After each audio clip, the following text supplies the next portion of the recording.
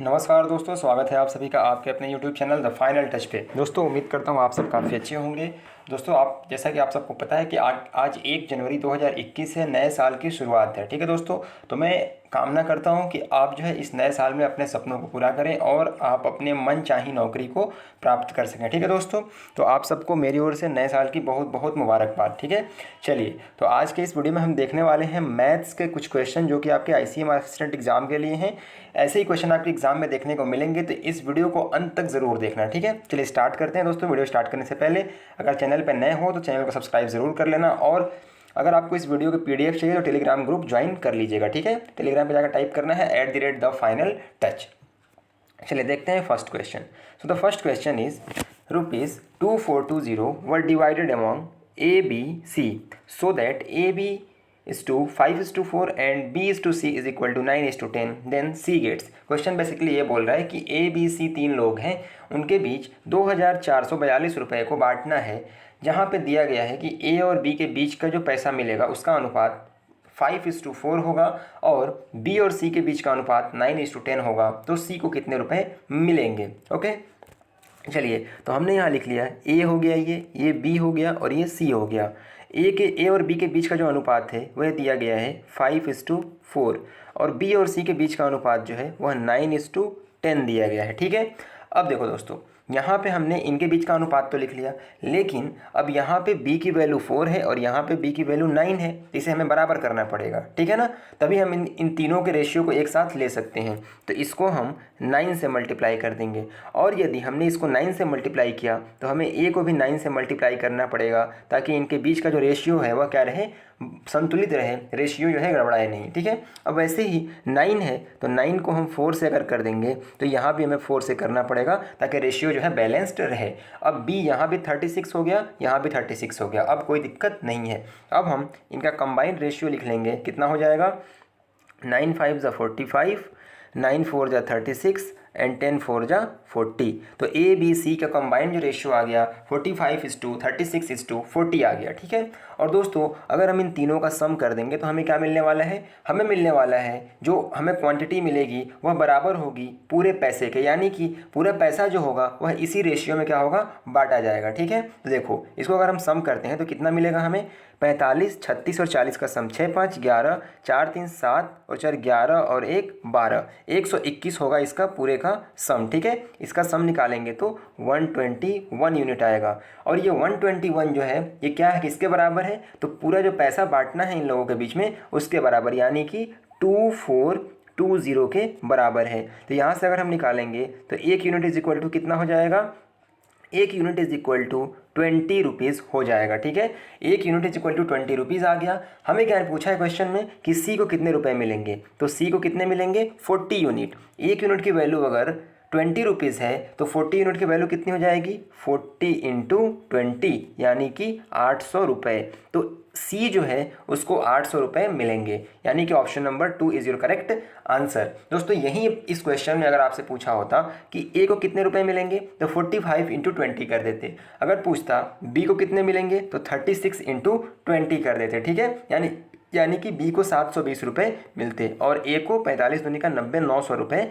मिल जाते। तो जो भी पूछा है आप आराम से निकाल सकते हैं। दोस्तों उम्मीद करता हूँ आपको वीडियो क्वेश्चन समझ में आया होगा। कोई भी डाउट हो तो कमेंट करके पूछ सकते हैं। चलिए बढ़ते हैं नेक्स्ट क्वेश्चन की तरफ।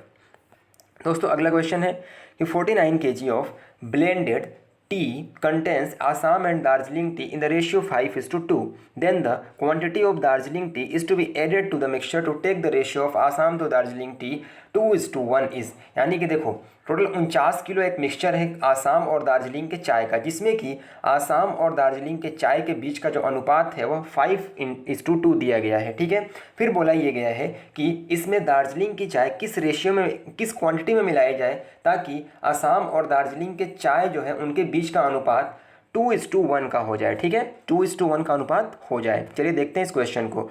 ये आसाम का चाय मैंने लिख दिया, ये लिख दिया दार्जिलिंग का चाय। ठीक है, यहाँ जो अनुपात दिया है ये 5 और ये है 2। ठीक है, तो देखो यहाँ पे 5 दिया है और यहाँ पे 2 दिया गया है, तो इनके बीच का जो अनुपात है 5:2, इसका अगर हम सम कर देंगे 5 2 7, तो ये 7 जो है किसके बराबर हो जाएगा, 7 जो हो जाएगा पूरा जो मिक्सचर है आसाम और दार्जिलिंग के चाय का उसके बराबर हो जाएगा, यानी कि 5 2 7 जो होगा 49 के बराबर होगा। तो 1 यूनिट की वैल्यू कितनी हो जाएगी, ₹7 हो जाएगी। ठीक है, ₹7 हो जाएगी, तो सॉरी 7 किलो हो जाएगी, रुपया में नहीं है वो किलो में है, तो यहाँ पे 7 किलो हो जाएगी। तो अब अगर हम निकालें यहाँ पे आसाम की चाय कितने किलो है, तो 7 5 35 किलो आसाम की चाय हो जाएगी। उसके बाद 2 यूनिट क्या है दार्जिलिंग की चाय, यानी 7 × 2 यानी कि 14 kg जो हो गई दार्जिलिंग की चाय हो गई। क्लियर है। अब क्या बोला है कि इसमें दार्जिलिंग की चाय कितनी मिलाई जाए, तो हम मान लेते हैं कि x किलो अगर हम चाय मिलाते हैं दार्जिलिंग की, तो आसाम और दार्जिलिंग के चाय का अनुपात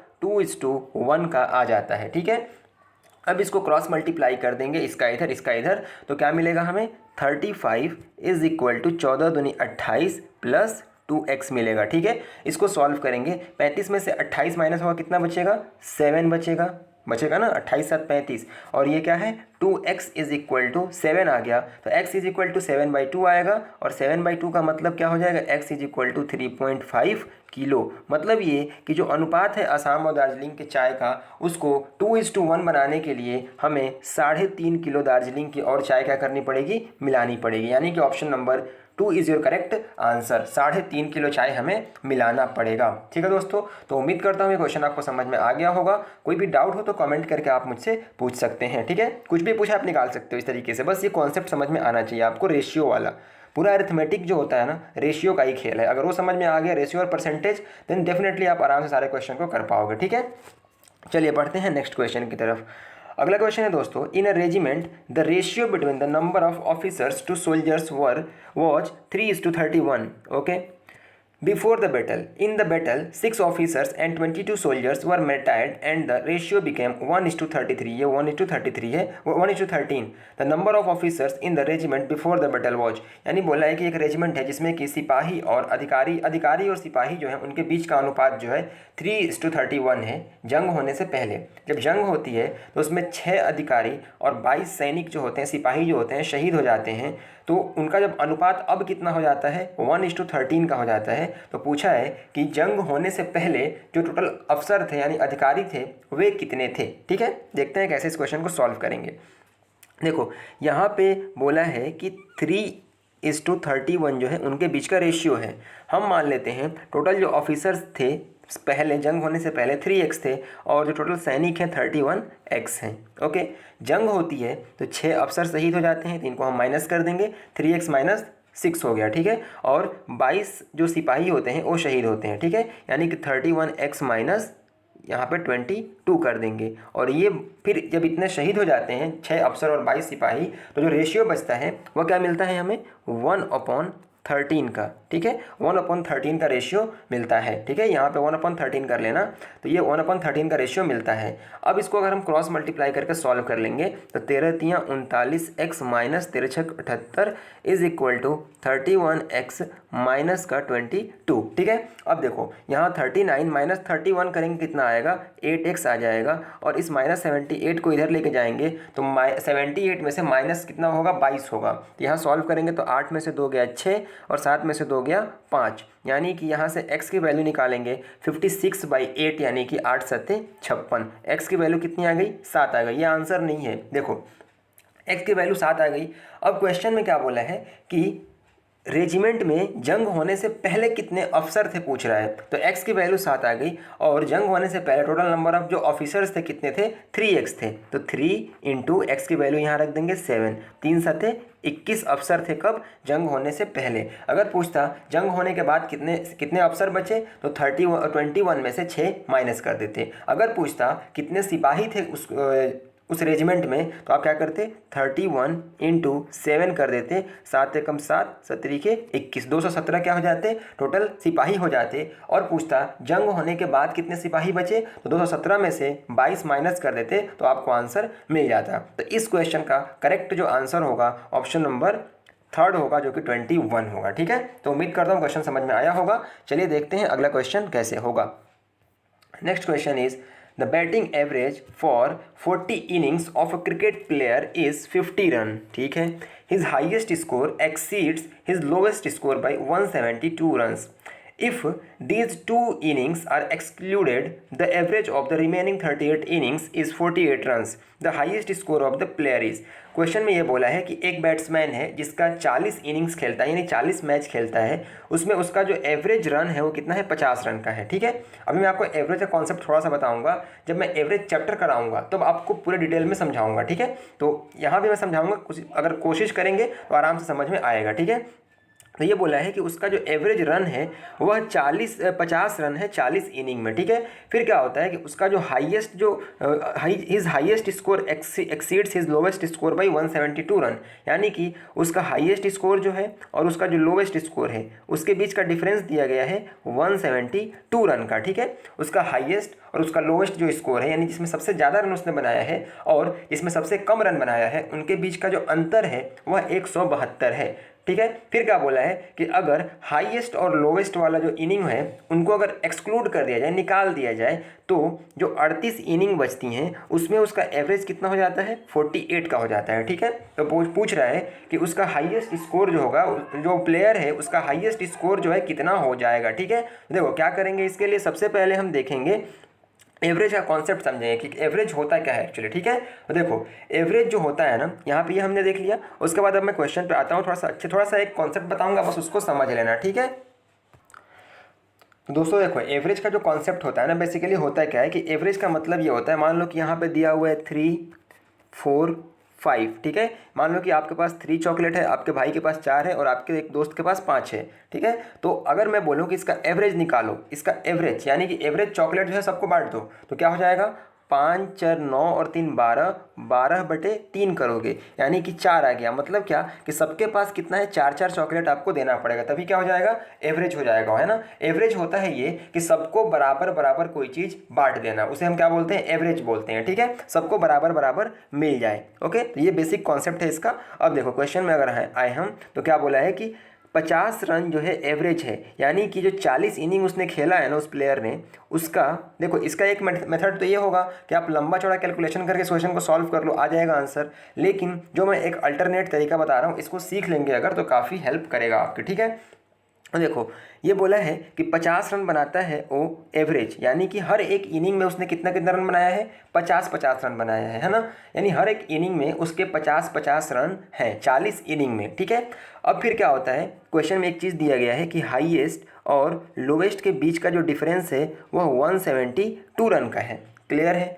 अब क्या होता है कि जब हम हाईएस्ट और लोवेस्ट को एक्सक्लूड कर लेते हैं, यानी कि जिसमें सबसे ज़्यादा रन है और जिसमें सबसे कम रन है, उसको अगर हम निकाल लेते हैं तो क्या होता है, एवरेज 2 रन से गिर जाता है, यानी कि 50 था 48 हो जाता है। तो जब हम उन 2 इनिंग्स को निकालेंगे तो सबसे पहले वो क्या करेंगे कि अपने 50 रन, जो हाईएस्ट इनिंग होगी वो अपनी 50 रन, मैंने बताया था कि एवरेज में क्या होता है, सबको बराबर बराबर दिया जाता है, यानी कि जो 50 इनिंग है, जो 40 इनिंग है, सब में रन जो है 50 है, ठीक है। तो जो दोनों इनिंग निकलेंगी वह 50 प्लस दूसरी इनिंग वो भी 50 रन लेके अपना निकल जाएगी, यानी कि ये दोनों इनिंग मिल करके 100 रन ले करके निकल जाएंगी, ठीक है। उसके बाद क्या होता है कि ये दोनों अपना 50 तो लेके निकल गए, 100 लेके निकल गए। फिर भी क्या होता है, अभी उनका पेट नहीं भरा, उन्होंने क्या किया कि जो बचे हुए 38 हैं उनसे भी 2-2 रन ले लिए, है ना, उनसे 2-2 रन ले लिए। तभी तो क्या हुआ कि एवरेज जो है 48 हो गया। उसके बाद उनका 50 होना चाहिए था, लेकिन उसमें से भी क्या किया कि इन दोनों ने बोला कि हमको 2-2 दे दो, तो 2-2 रन ले करके ये 38 इनिंग जो है इनसे भी ये लोग निकल गए, यानी कि 38 लोगों से अगर 2-2 रन लेंगे ये लोग तो कितना रन बनेगा इनके पास, ये हो जाएगा 2-8 16, 2-3 6 और 1 7, 76 रन हो जाएगा, ठीक है।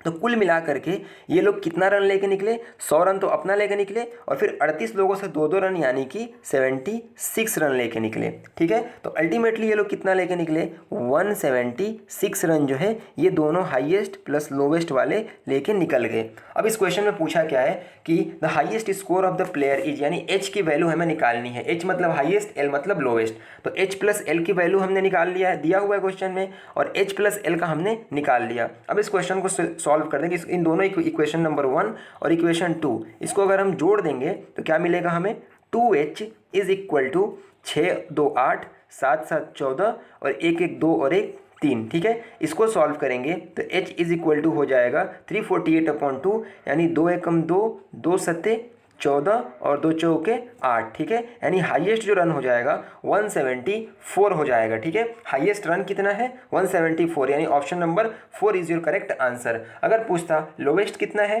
तो 174 माइनस 172 कर दोगे तो लोवेस्ट इज इक्वल टू कितना आ जाएगा 2 रन आ जाएगा। ठीक है, तो इस तरीके से आप इस क्वेश्चन को करोगे तो आपको बिल्कुल भी कैलकुलेशन ज़्यादा करने की ज़रूरत नहीं पड़ेगी और आराम से क्वेश्चन हो जाएंगे। ठीक है, चलिए तो उम्मीद करता हूँ समझ में आया होगा ये क्वेश्चन। कोई भी डाउट हो तो कमेंट करके आप कमेंट सेक्शन में पूछ सकते हैं। ठीक है, चलिए देखते हैं नेक्स्ट क्वेश्चन क्या है। अगला क्वेश्चन है कि in an examination 73% of the candidates passed in quantitative aptitude test, 70% passed in general awareness and 64% passed in both. If 6300 failed in both subject the total number of examinee were. यानी कि देखो यहाँ पे एक exam होता है जिसमें कि 73% जो कैंडिडेट हैं वह क्वांट में पास हो जाते हैं। ठीक है, 70% जो है वह जनरल अवेयरनेस में पास हो जाते हैं और 64% जो है वह दोनों में पास हो जाते हैं, और जो फेल हुए हैं उनका नंबर दिया गया है। तो पूछ रहा है कि टोटल कितने छात्रों ने एग्ज़ाम दिया था। चलो देखते हैं कैसे करेंगे इसको। हम वेन डायग्राम से करेंगे। ठीक है, वेन डायग्राम से क्वेश्चन काफ़ी आराम से हो जाएगा। हम ये मान लेते हैं ये क्वांटिटेटिव एप्टीट्यूड वाला है और ये जो आपका हो गया जनरल अवेयरनेस का हो गया। ठीक है, और क्या बोला है तो सबसे पहले इसमें कॉमन जो होता है ना उस परसेंटेज को लिखते हैं। तो दोनों में कितने परसेंट छात्र पास हुए हैं 64%, तो यहाँ पे हमने लिख लिया 64। ठीक है, फिर क्या बोला है कि क्वांट में कितने पास हुए हैं 73, तो 64 में कितना जोड़ें कि 73 आ जाए। 64 में अगर हम 9% जोड़ देंगे तो 73 आ जाएगा, ये 64%। तो देखो क्वांट का अगर आप जोड़ोगे तो 64 प्लस 9 कितना हो गया 73% आ गया। वैसे ही जनरल अवेयरनेस में कितने परसेंट पास हुए हैं 70%, और 64% दोनों में पास हुए हैं। तो 64 में कितना जोड़ा जाए ताकि 70% हो जाए, तो इसमें अगर हम 6 जोड़ देंगे तो 70% हो जाएगा। अब आप यहाँ जनरल अवेयरनेस का देख लो तो 64 और 6 70% होगा जनरल अवेयरनेस में जो पास होते हैं। अब कुल कितने पास हो गए हैं इनको जोड़ देंगे तो मिल जाएगा। देखो टोटल नंबर ऑफ स्टूडेंट हमने मान लिया 100% है, उसमें से जो पास हुए हैं वो ये सारे स्टूडेंट हैं। 64 प्लस 6 प्लस 9, 64 6 कितना हो जाएगा 70, 70 में 9 जोड़ेंगे कितना हो जाएगा 79। ठीक है, 70 प्लस 9 कितना होगा 79। अब 100 माइनस 79% कर देंगे तो कितना आ जाएगा 21%, और 21% की वैल्यू दी गई है कितनी है 21% की वैल्यू दी गई है क्वेश्चन में। ये 21 क्या आया, वो छात्र हैं जो फेल हो गए हैं। इसमें जो भी छात्र हैं ये सारे पास वाले हैं, और ये 21% जो छात्र हैं ये फेल हो चुके हैं। तो 21% छात्र जो फेल हुए हैं उसकी वैल्यू दी गई है क्वेश्चन में 6300। ठीक है, तो 21% इज इक्वल टू 6300। तो यहाँ से निकालेंगे 1% इज इक्वल टू कितना आ जाएगा, इसको अगर हम सॉल्व करेंगे तो 21 तियाँ 63 यानी कि 300 आ जाएगा। ठीक है, 1% इज इक्वल टू 300। अब हमें निकालना क्या है टोटल नंबर ऑफ एग्जामिनी कितने थे, तो एग्जामिनी का नंबर हमने कितना लिया था 100%। तो यहाँ से अगर हम 100% की वैल्यू निकालने जाएँ तो सिंपली आपको करना क्या है, इसके आगे 2 जीरो चिपका देना है, यानी कि 3 के आगे 4 जीरो, यानी कि 30,000। तो यहाँ option number 3 is your correct answer. Total 30,000 छात्र जो थे वह क्या हुए थे जो एग्ज़ाम में अपीयर हुए थे। अगर पूछता कि सिर्फ जनरल अवेयरनेस में कितने छात्र पास हुए तो उसको निकालने के लिए आप 6% निकाल देते। पूछता सिर्फ क्वांट में कितने पास हुए तो 9% निकाल देते। अगर पूछता दोनों में कितने पास हुए तो 64% निकाल देते। इस तरीके से कुछ भी पूछे आपसे, आप इस क्वेश्चन का ये डायग्राम की मदद से आप आराम से उसको सॉल्व कर सकते हो। ठीक है, तो मैं एक क्वेश्चन बताता हूँ, उसके साथ जो जो अलग चीज़ें लिंक हो सकती हैं मैं आपको वही बताने की कोशिश करता हूँ। क्वेश्चन घुमा करके भी अगर आ जाए तो आप उसको अटेम्प्ट कर सकें। ठीक है दोस्तों, तो उम्मीद करता हूँ ये वीडियो आपको पसंद आया होगा। अगर वीडियो पसंद आया है वीडियो को लाइक कर दें, चैनल पर नए हैं तो चैनल को सब्सक्राइब करें, और दोस्तों वीडियो को शेयर ज़रूर करें, बिकॉज शेयरिंग इज़ केयरिंग। तो मिलेंगे अगले वीडियो में, तब तक पढ़ते रहें, आगे बढ़ते रहें। जय हिंद।